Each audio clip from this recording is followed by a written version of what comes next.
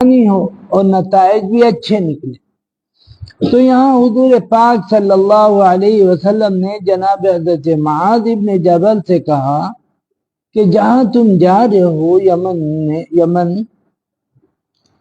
وہاں جو لوگ ہیں وہ اہل کتاب ہیں، اور اہل کتاب بہرحال ان لوگوں سے تو بہتر ہے جو کچھ بھی نہیں ہوتے، یا جو خالص کافر ہوتے ہیں یا خالص مشرک ہوتے ہیں، ان سے بہتر ہوتے ہیں۔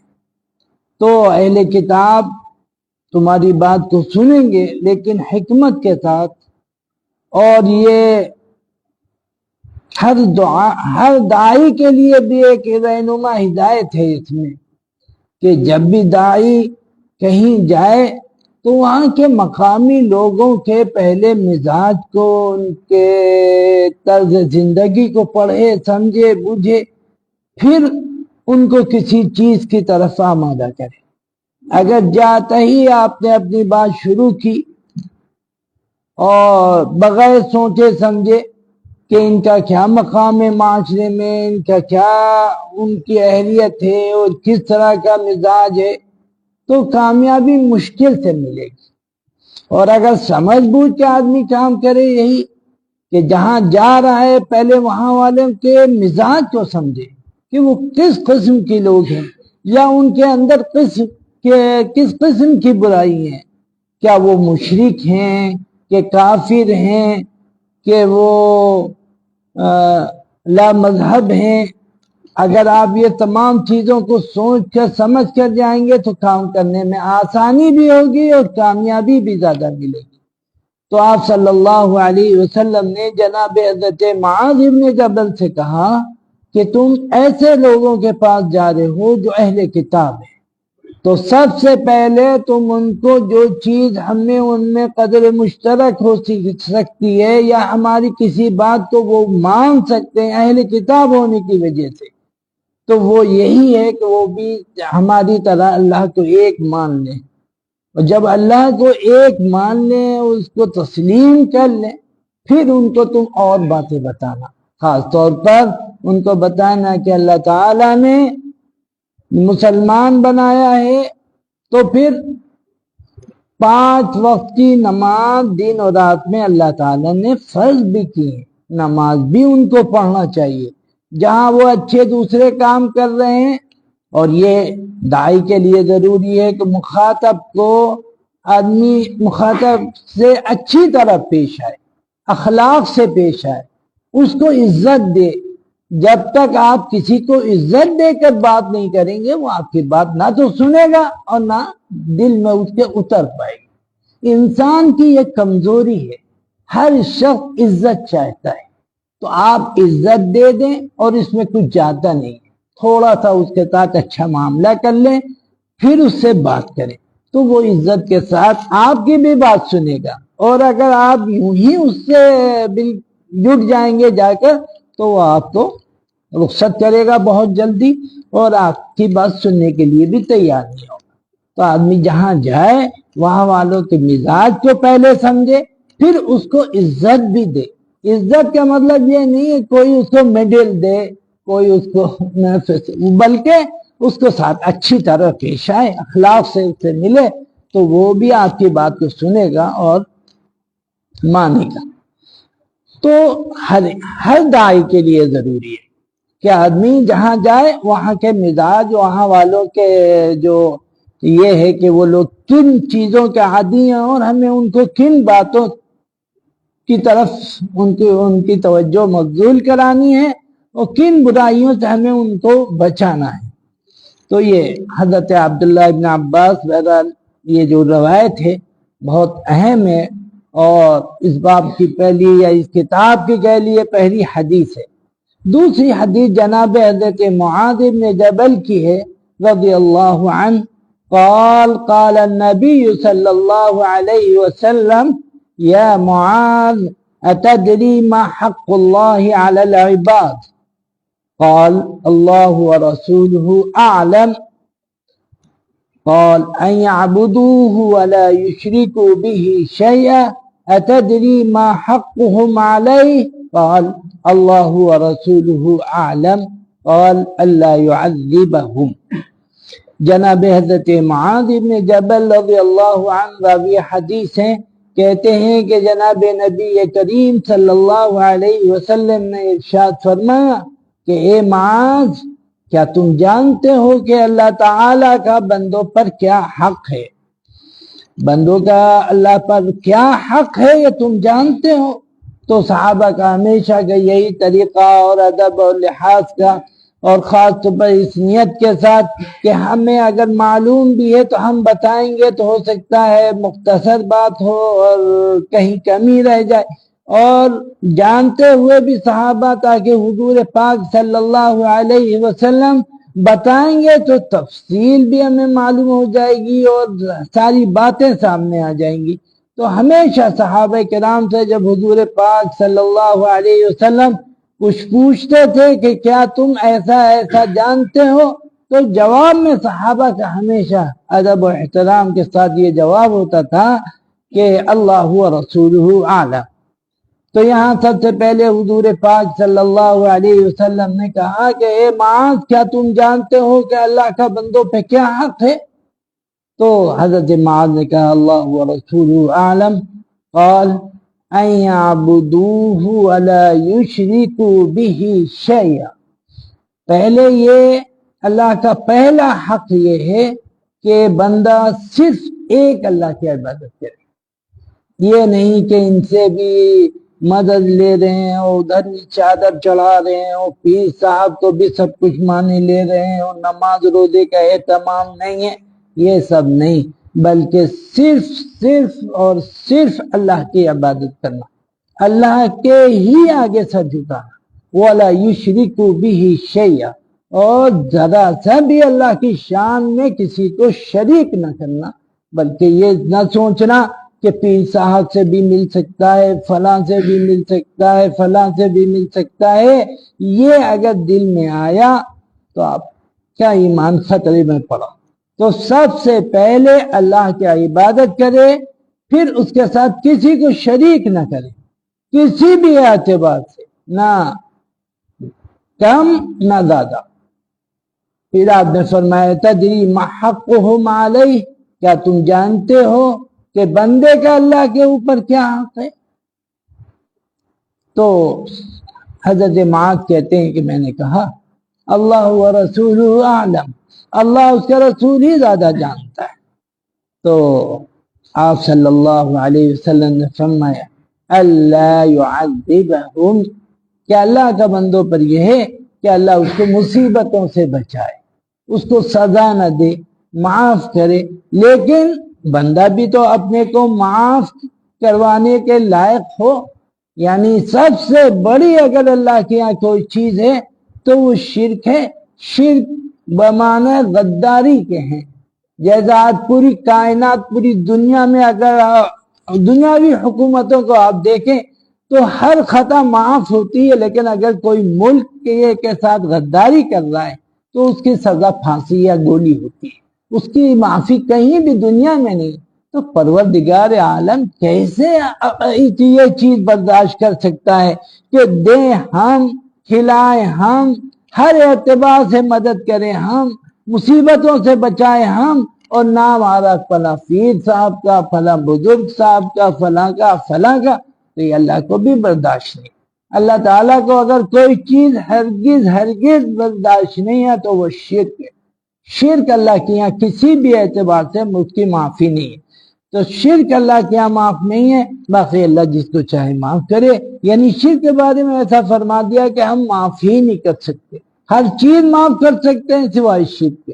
تو فرمائے اللہ کیا، اللہ کے اوپر بندوں کا یہ حق ہے اللہ يعذبہ، کہ بندوں کو وہ عذاب نہ دے، بندوں کو سزا نہ دے، بندوں کو مصیبت میں نہ ڈالے، پریشانیوں میں نہ ڈالے۔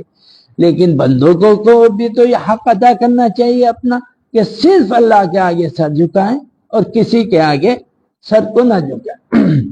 وعن عبد الله بن عمر رضي الله عنهما عن النبي صلى الله عليه وسلم قال مفاتيح الغيب خمس لا يعلمها إلا الله ولا يعلم मा यगीदुल अरहाम इल्लल्लाह वला यअलमु मा फी गदिन इल्लल्लाह वला यअलमु मता यातिल मतरु अहदुन इल्लल्लाह वला तदरी नफ्सुन बिअय्यि अर्दिन तमूत इल्लल्लाह वला यअलमु मता तक़ूमुस साअ इल्लल्लाह।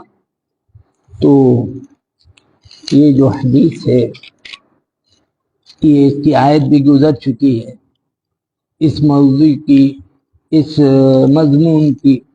हज़रत अब्दुल्लाह इब्न उमर जो जलील क़दरी सहाबी हैं, जिनके बारे में आप सल्लल्लाहु अलैहि वसल्लम ने फरमाया अब्दुल्लाह रजुलुन सालिहुन, आप सल्लल्लाहु अलैहि वसल्लम से नकल करते हैं क्या आपने इरशाद फरमाया गैब की चाबियां 5 हैं। अब गैब की चाबियां यानी वो गैब जिनको, गैब तो कोई ये 5 तो है नहीं, गैब तो बहुत ज्यादा है।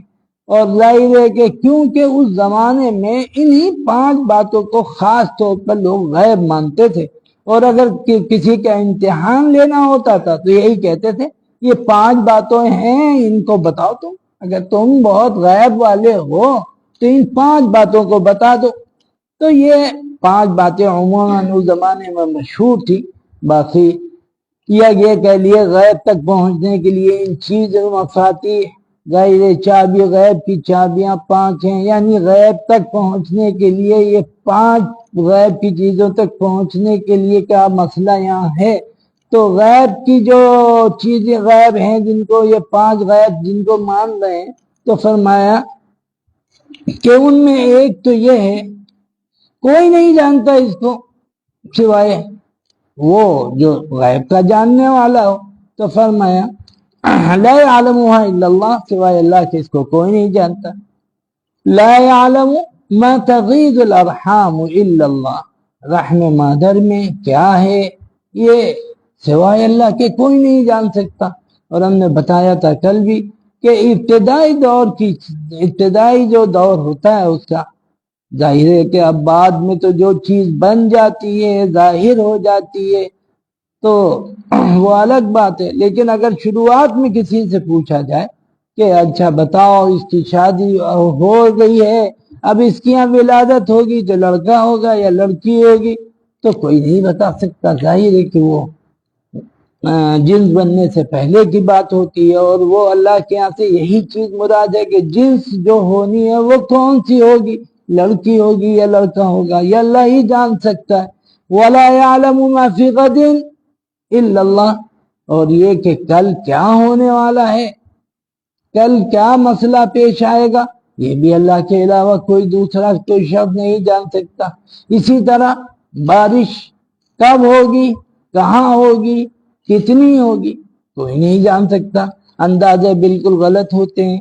महकमा मौसमियात अपनी निशानदही और सब करता है और बिल्कुल उल्टा होता है, आम तौर पर उल्टा होता है। बारिश की जब पेशिन गोई होती है तो आसमान खुल जाता है, धूप निकल आती है। जब धूप की पेशिन गोई होती है तो बारिश बरसती है, खूब बरसती है। तो जाहिर है वो जब कहे वो अंदाजा करते हैं, उनके यहाँ मशीनें हैं, सब चीजें हैं, वो अंदाजे करते हैं, लेकिन 100% उनके अंदाजे नहीं हो पाते, गलत खूब होते। तो बहरहाल बारिश कब होगी, कहाँ होगी, कितनी होगी, अल्लाह ही जानता है। इसी तरह कौन शख्स कहाँ पे जाके मरेगा, कहाँ उसको मौत आएगी, कौन सी जगह उसकी मौत के लिए होगी, ये भी कोई नहीं जानता सिवाय अल्लाह के।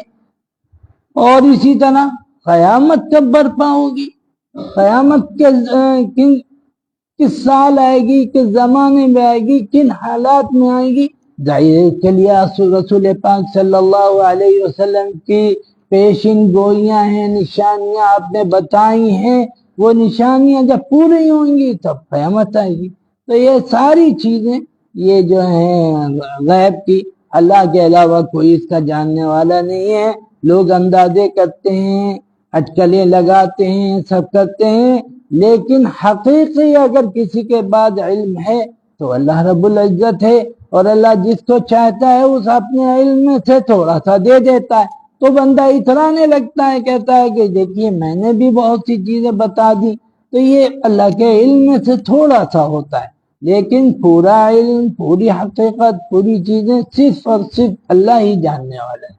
وعن زید بن خالد الجهني رضي الله عنه قال صلى بنا رسول الله صلى الله عليه وسلم صلاة الصبح بالحديبية في إثر سماء كانت من الليل، فلما انصرف أقبل على الناس فقال هل تدرون ماذا قال ربكم؟ قال الله ورسوله أعلم. قال أصبح من عبادي مؤمن بي كافر، فأما من قال مطرنا بفضل الله فذلك مؤمن بي كافر بالكوكب، وأما من قال مطرنا بنوع كذا وكذا فذلك كافر بي مؤمن بالكوكب۔ جناب حضرت زید بن خالد جوہنی رضی اللہ عنہ راوی حدیث ہیں، کہتے ہیں کہ رسول کریم صلی اللہ علیہ وسلم نے ہمیں مقام حدیبیہ میں صبح کی نماز پڑھائی، رات کی بارش ہونے کے بعد صبح کی نماز پڑھائی۔ تو پھر آپ جب فارغ ہو گئے نماز سے تو لوگوں کی طرف متوجہ ہوئے اور لوگوں سے آپ نے ارشاد فرمایا، اے لوگوں، جانتے بھی ہو تمہارا رب کا کیا کہنا ہے، تمہارا رب کیا کہہ رہا ہے؟ تو صحابہ نے اپنی عادت کے مطابق فرمایا، عرض کیا، اللہ و رسولہ اعلم، اللہ اس کا رسول زیادہ جاننے والا ہے۔ تو آپ صلی اللہ علیہ وسلم نے کہا کہ اللہ تعالیٰ کہتا ہے، اصبح من عبادی مؤمنا و کافر، میرے بندوں میں کچھ بندوں نے مجھ پر ایمان رکھتے ہوئے صبح کی اور کچھ نے میرا انکار کرتے ہوئے صبح کی۔ یعنی کچھ بندے ایسے ہیں جنہوں نے اس بارش کو، اس برسات کو، رات کی اس بارش کو میرا فضل اور کرم اور رحمت سمجھا اور مجھی کو متصرف سمجھا اور میری ہی قدرت پر وہ ایمان لائے، وہ تو مجھ پر ایمان لانے والے ہوئے۔ اور کچھ لوگوں نے کہا ہاں رات میں دیکھا تھا کہ وہ چاند کی جو کیفیت تھی اور ستارے ایسے جھلمل ہو رہے تھے اور اس انداز سے ستاروں کا جھرمٹ تھا، اور یوں جب ستارے اس طرح سے گردش کرتے ہیں یا چاند اس طرح سے دکھتا ہے تو بارش کا امکان ہو جاتا ہے، پھر اسی وجہ سے بارش ہوتی ہے۔ تو وہ تو مجھ پر ایمان لانے والے نہیں ہوئے، میرا انکار کرنے والے ہوئے۔ جنہوں نے میرا فضل و کرم مانا وہ میرے اوپر ایمان لانے والے ہوئے۔ تو یہ اس سے معلوم ہوا کہ آدمی ہر چیز میں اللہ ہی کو کارساز سمجھے، قادر مطلق اسی کو مانے، جو کچھ کرتا ہے اللہ ہی تو کرتا ہے۔ یہ چاند ستارے، ان کا نکلنا، ان کا غائب ہونا سب اللہ ہی کے حکم اور مرضی سے تو ہوتا ہے، ان کی گردش سے بارش کا کوئی تعلق نہیں۔ ہاں یہ سب اللہ تعالیٰ اسباب چیزوں کو بناتے ہیں، وہ چیزیں سب سبب بنتی ہیں، وہ اللہ کی مرضی سے ہوتی ہیں، اس میں ان کا اپنا چاند اور ستاروں کا کوئی عمل دخل نہیں ہے۔ اللہ سے کی مرضی سے ہٹ کر کچھ ان کا تصرف کا حق ان کو نہیں ہے، بلکہ جو کرتا ہے اللہ کرتا ہے، اپنی حکمت سے کرتا ہے، اپنی بندوں کی ضرورتوں کو دیکھ کر کرتا ہے۔ تو یہ ساری چیزیں جو ہوئی تو فرمایا کہ جنہوں نے یہ کہا کہ اللہ کے فضل سے، بات صاف بات ہے، اللہ کے فضل سے بارش ہوئی، اس کا کرم ہو گیا، بارش کی ضرورت تھی اور بارش ہو گئی، وہ تو میرے اوپر یقین رکھنے والا ہے، میرے اوپر ایمان لانے والا ہوا۔ اور جس نے ستاروں چاند کو اس کے لیے سبب مانا وہ تو میرے اوپر ایمان لانے والا نہیں ہوا، وہ تو چاند و ستاروں پر ایمان لانے والا ہو گیا، میرا تو انکار کرنے والا مانا جائے گا۔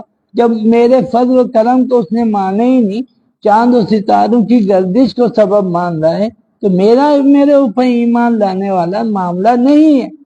اور جس نے اللہ کا فضل و کرم سمجھا وہ میرے اوپر ایمان لانے ہوا۔ تو کچھ لوگوں نے مجھ پر ایمان رکھتے ہوئے صبح کی اور کچھ نے میرے اوپر میرا انکار کرتے ہوئے صبح کی۔ جس نے کہا وَأَمَّا مَنْ قَالَ مُطِرْنَا بِنَوْعِ كَذَا وَكَذَا جس نے کہا کہ اس وجہ سے بارش ہوئی ہے وہ میرا انکار کرنے والا، اور جس نے اور ستاروں پر، وہ چاند و ستاروں پر ایمان رکھنے والا، ستاروں پر ایمان رکھنے والا ہوا، اور جس نے فضل و کرم مانا وہ میرے پر ایمان رکھنے والا ہوا۔ وعن معاویة بن الحكم رضی اللہ عنہ قال قلت یا رسول اللہ انی حدیث احد بجاہلیہ وقد جاء الله بالإسلام وإنا منا رجالا يأتون الكهان قال فلا تأتهم وقلت ومنا رجال يتطيرون قال ذلك شيء يجدونه في صدورهم فلا يصدنهم قلت ومنا رجال يخطون قال نبي من الأنبياء يخط فمن وافق خطه فذاك۔ حضرت معاویہ ابن الحکم رضی اللہ عنہ راوی حدیث ہے، کہتے ہیں کہ میں نے جناب رسول کریم صلی اللہ علیہ وسلم سے عرض کیا، یا رسول اللہ انی حدیث احد بجاہلیہ، یا اللہ کے رسول ابھی ہم لوگ زمانہ جاہلیت سے بہت قریب ہیں، یعنی ابھی تو ہمیں اسلام کی دولت ملی، اسلام کی نعمت ہمیں حاصل ہوئی، اللہ نے ہمیں مشرف اسلام کیا، ابھی بھی ہم میں کچھ لوگ ہیں جو کاہنوں کے پاس جاتے ہیں اور کاہنوں سے جا کر اپنے مستقبل کے بارے میں، اپنی دوسری چیزوں کے بارے میں جا کر دریافت کرتے ہیں، وہ کاہن ان کو بتاتے ہیں۔ تو آپ صلی اللہ علیہ وسلم نے فرمایا فلا تاتہم، تم لوگوں کو ان کے پاس نہیں جانا چاہیے۔ اب جب اسلام تمہیں حاصل ہو گیا، ایمان حاصل ہو گیا، ایمان کی اسلام کی دولت تمہیں مل گئی، تو یہ جاہلیت والی چیزوں کے قریب نہیں جانا چاہیے۔ پھر حضرت معاویہ بن الحکم نے کہا اور اللہ کے رسول ہم میں کچھ لوگ ہیں جو فال نکالتے ہیں، چڑیاں اڑاتے ہیں، اس سے فال لیتے ہیں۔ تو آپ صلی اللہ علیہ وسلم نے فرمایا یہ ایک ایسی چیز ہے جس کو وہ لوگ اپنے دل میں محسوس کرتے ہیں، ان کو یہ سب نہیں کرنا چاہیے، اس کی کوئی حقیقت نہیں ہے، یہ تو ایک شعبدہ بازی ہے یا ایک کہہ لیجیے کہ ایک فن ہے، اور یہ سب غیر اسلامی فنون، اس لیے کہ سب کچھ کرنے والا اللہ کی ذات، اللہ ہے، اللہ کی ذات ہے۔ آدمی کو ایسے فضول کے کاموں میں پڑنے سے کیا فائدہ؟ کیا ایسا کرنے سے کچھ ہو تھوڑی جاتا ہے؟ آدمی کائنوں کے پاس جا کر الٹی سیدھی وہ چیزیں دیکھ کر اپنا بتاتے ہیں، اور صحیح ہوتا ہے نہیں ہوتا ہے بھائی اٹکل لگاتے ہیں، اس میں کچھ چیزیں ہوتی ہیں، حالانکہ آدمی کو سمجھنا چاہیے، اللہ سے لو لگانا چاہیے، اللہ ہی کو سب کچھ سمجھنا چاہیے۔ اور اسی طرح ان کے دل میں چڑیاں اڑاتے ہیں، صاحب انہوں نے اڑائی، اگر دہنے سے اڑ گئی تو خوشگونی اچھائی ہے، اور بائیں سے اڑ گئی تو غلط ہو گیا۔ اب جب آپ چڑیا کوئی اڑائیں گے یا کچھ کریں گے تو ظاہر ہے کہ وہ دائیں سے اڑے گی، بائیں سے اڑے گی، ایک طرف سے تو اڑے گی، یا تو ادھر سے اڑ جائے گی یا ادھر سے اڑ جائے گی، تو اس سے وہ شگون نکالتے ہیں، یہ بھی صحیح نہیں ہے۔ یہ ساری چیزیں بلا وجہ کی ہیں جن کو ان کو نہیں کرنا چاہیے۔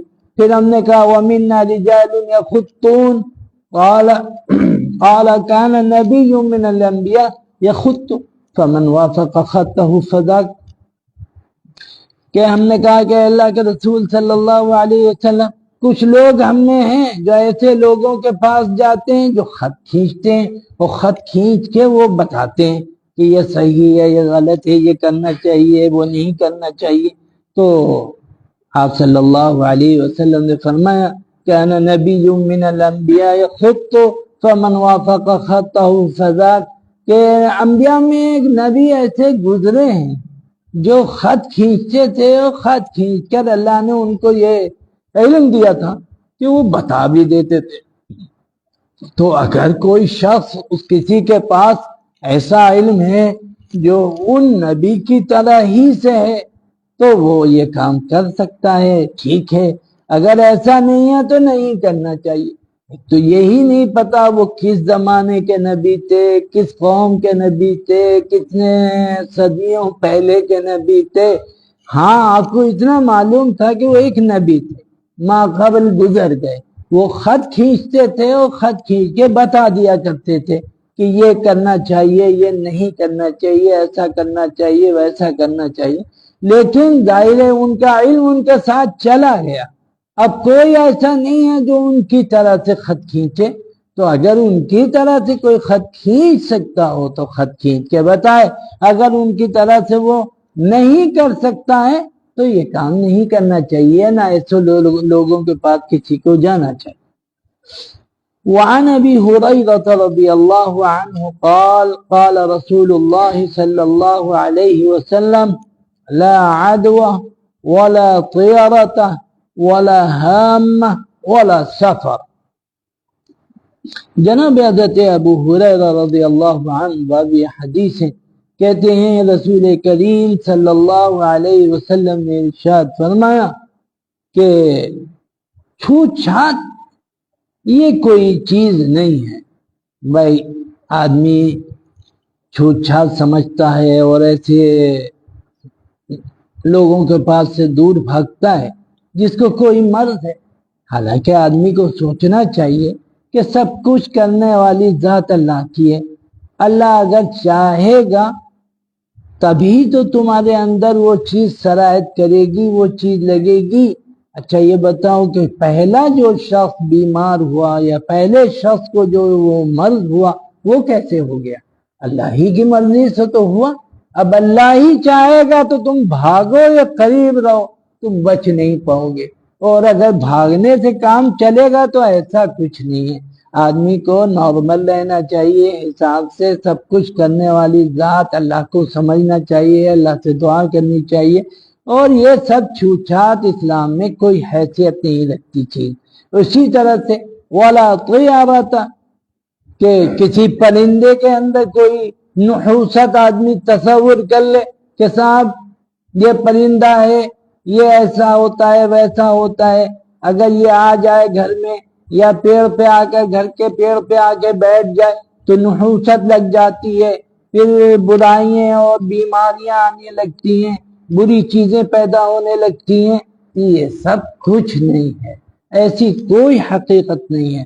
فرمایا اسی طرح سے بھی ذکر کر دیا ولا ہامہ، اور نہ الو کے اندر کوئی اس طرح کی کوئی چیز ہے۔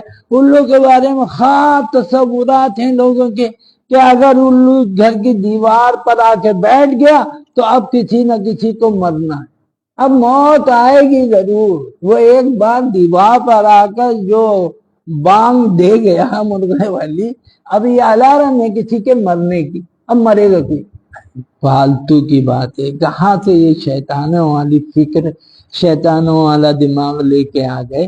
کچھ بھی ایسا نہیں، اللہ نے کسی کے اندر نحوست نہیں رکھی ہے، سب کو اللہ نے نارمل بنایا ہے، سارا سسٹم اللہ کے نے اپنے حساب سے بنایا ہوا ہے۔ الو ہم لوگ کیا خوب آتے ہیں، روز دیوار پہ بیٹھ کے بولتے ہیں، بنگلے کے سامنے جو نیم کا پیڑ ہے اس پہ خوب بولتے ہیں، تو سب مرتے رہتے ہیں، روز مرتے رہیں گے پھر اگر اس کے اعتبار سے سوچا جائے گا تو یہ سب فالتو کی باتیں ہیں اس کے اندر۔ اور اسی طرح ایک خاص تصور تھا سفر کے مہینے کا، کہ سفر کا مہینہ یہ بھی منحوس ہوتا ہے۔ اب نہ سفر کے مہینے میں کوئی دکان کھولنی ہے، نہ کوئی کاروبار کی شروعات کرنی ہے، نہ کسی کا شادی اور بیاہ کرنا ہے، کیونکہ سفر مہینے میں اگر کیا تو الٹا ہی جائے گا، پھر نحوستی آئے گی، پھر برائی آئے گی۔ دکان کھولی ہے تو وہ چلے گی نہیں، برکت نہیں ہوگی۔ شادی بیاہ کیا ہے تو طلاقیں ہونی ہے اور کچھ نہیں ہوگا۔ تو یہ بلا وجہ کا ایک تصور لوگوں نے اپنے دل میں بیٹھا لیا۔ تو فرمایا کہ کوئی کسی طرح کی کوئی چھوت چھات نہیں ہے اسلام میں۔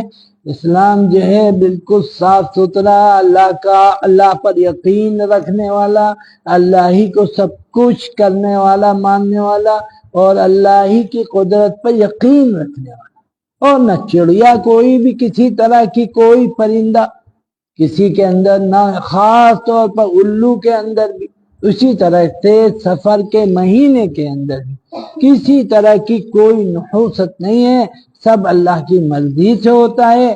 اللہ سے ہمیں لو لگا کے رکھنا چاہیے، اللہ ہی سے مانگتے رہنا چاہیے، عاجزی اپنی اللہ کے سامنے پیش کرنی چاہیے، اللہ کو قادر مطلق احکم الحاکمین ماننا چاہیے، ارحم الراحمین ماننا چاہیے، اور اسی سے اپنی ساری لو لگانا چاہیے۔